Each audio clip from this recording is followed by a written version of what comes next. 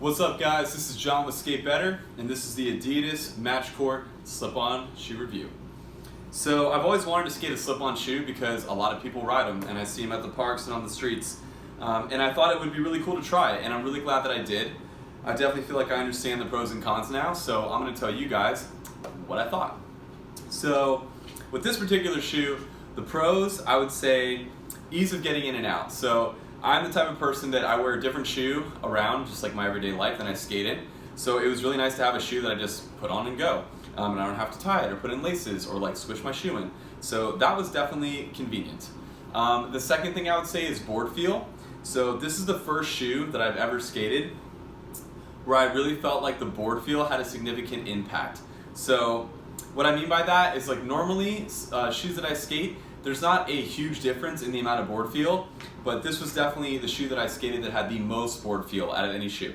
And it definitely came with a few cons as well, but just in general, I would say it's a vulcanized shoe, so knowing that it should have more board feel. But also just in general, this shoe, out of all the shoes that I've skated, if you've seen on my reviews, had the most board feel. So I could really feel the ball of my foot and my heel, wherever it was. I could feel the specific pressure points that I needed to press down and do certain tricks. And I like that, but it did lack in some other areas. So board feel was great.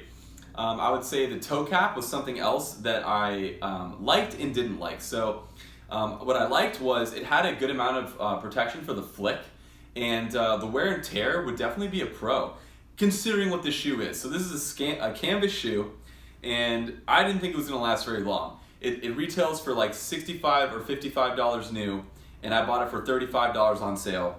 And I was expecting after 2 weeks for it to be completely destroyed because it's just canvas and with a little rubber toe cap. And it lasted a good month and a half. And the only things I have are like this little shoe goo spot here for my ollies and flick spot. So just here and here. And that's about it. Everything else in this shoe is in pretty good shape. The sole's in really good shape.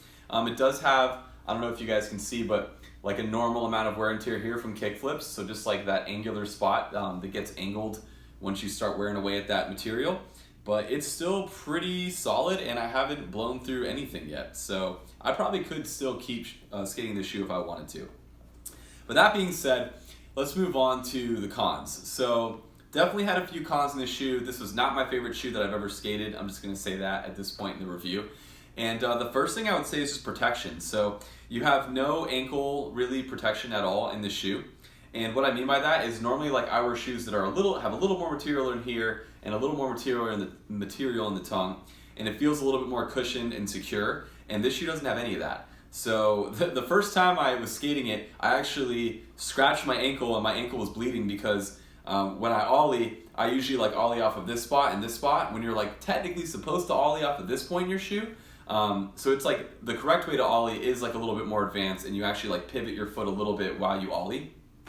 But most people, or a lot of people, don't ollie like that. They just put their foot kind of in the middle of the board and use this part. And for me, when I was just messing around, warming up, I was sliding my ankle against the grip tape. So it was kind of like a nice little reminder, hey, like, make sure you practice how you're supposed to ollie, even when warming up. But I didn't love that. And I would say that if you're not a really good skater, or I shouldn't say really good, if you're not like an advanced skater and you're still like perfecting your ollies or tricks, just know like you're gonna probably get hit in the shin with this shoe or the ankle, and you're not really going to have a lot of protection there. Also, like, as far as this material goes, super thin canvas, like here to here, there's literally like nothing going on inside here, and it just feels like you have a piece of cloth over the top of your foot. So like if the board hits it or anything else happens, or you hit your foot on something like a ledge or whatever, you're going to feel every single piece of that.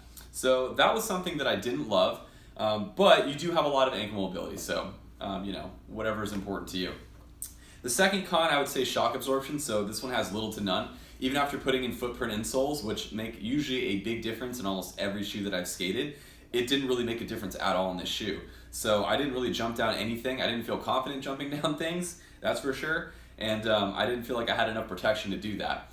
That being said, I would say that like my knees and ankles felt okay, but I also usually didn't skate this for more than like a 35-45 minute session, because there's not a lot of impact. So, and I need that if I'm going to be skating longer. So that's something to consider. And the last thing I would say I really didn't like was the toe cap.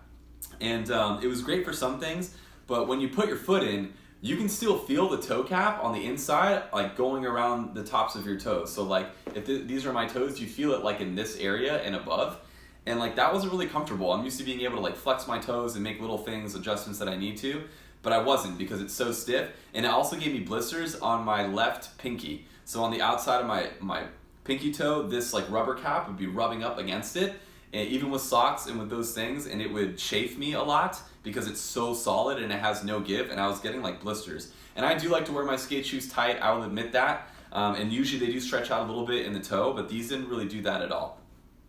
Let's see, what else do I want to mention? I definitely want to talk about the elasticity. So a lot of people when they skate slip-on shoes, the reviews I've seen, they're saying something like, oh, the elasticity like wears down pretty quickly. And I personally didn't experience that. I feel like this shoe kept around the same elasticity or lock-in in this area that any shoe would, or I didn't really feel like it opened up that much. What I will say is that does happen. You can put in like these little heel grips. Like I do buy them sometimes for my shoes because I like that extra security. And this one did have a lower heel, so my heel didn't feel super secure at first. But these are like $5 at like Walgreens. You can just buy it. It just slips in there or sticks on, and that should give you a little bit extra more support if that is happening. But yeah, overall, I would say it's a good shoe. I would not skate it again personally because I need more protection in my shoes. Like just all around in general, just more ankle support, more cushioning literally anywhere.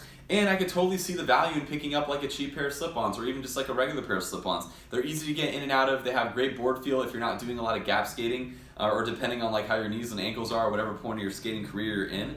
And like they also just look like a chill shoe, you know? It's like they're gonna get banged up if you skate in them, but they do give you a lot of versatility. So wasn't my favorite shoe, probably one of my least favorite shoes, but it's mostly based on personal preference. I wouldn't consider that all to the shoe itself. So for $35, it's not terrible, but I would rather spend $55 to $65 and get something that I'm gonna wanna skate a little bit more. That being said, I am glad I tried it. I did include some clips at the end of this video, just some super basic tricks that I got in this shoe so you guys can see what it looks like on the board. And that's about it. If you like this video, please like, subscribe, and comment, and I'll catch you guys next time.